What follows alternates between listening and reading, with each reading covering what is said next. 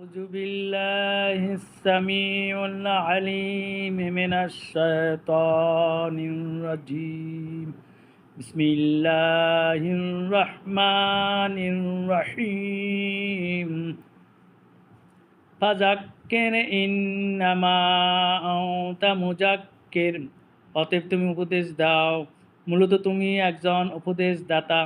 লাস্তা আলাইহিম বিমুসাইতির, তুমি নও তাদের উপর শক্তি প্রয়োগকারী।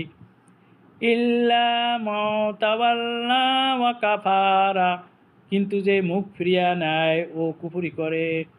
ফায়ুআযিবুহুল্লাহুল আযাবাল আকবার, আল্লাহ তাকে শাস্তি দেবেন মহাশাস্তি।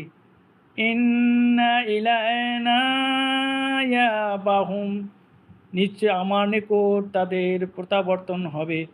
সুম্মা ইন্না আলাইনা হিসাবাহুম, অথবা নিশ্চয় আমার উপর দায়িত্ব তাদের হিসাব নিকাশের।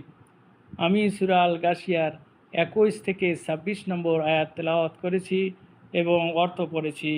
এখানে মহান রব্বুল আলামিন রাসূলকে বলেছেন, আপনার দায়িত্ব হলো শুধু স্মরণ করানো, উপদেশ দেওয়া, তাবলীগ করা ও দাওয়াত দেওয়া। ঈমান আনার জন্য কাউকে বাধ্য করা আপনার কাজ নয়। কোনো ওলামাগণ বলেন এটা হলো হিজরতের পূর্বের নির্দেশ, জিহাদের আদেশ দ্বারা ইহা রহিত হয়েছে। এরপর নবী করিম সাল্লাল্লাহু আলাইহি ওয়াসাল্লাম বলেছেন, আমি আদেশপ্রাপ্ত হয়েছি যে লোকদের বিরুদ্ধে যুদ্ধ করি যতক্ষণ না তারা সাক্ষ্য দেয় যে আল্লাহ ছাড়া কোনো উপাস্য নাই। অতএব যখন তারা তা বলবে তখন ইসলামী হক ছাড়া তাদের জানমালকে বাঁচিয়ে নেবে, তাদের হিসাব আল্লাহর উপর। এরপরেও যারা মুখ ফিরিয়ে নেয় ও কুফরি করে তাদেরকে আল্লাহ চিরস্থায়ী জাহান্নামে দাখিল করবেন, আর কোনো রাসূল আসবেন না।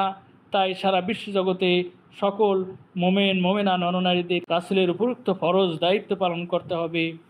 আল্লাহ আমাদের সবাইকে কবুল করুন, আমিন। আসসালামু আলাইকুম ওয়া রাহমাতুল্লাহ।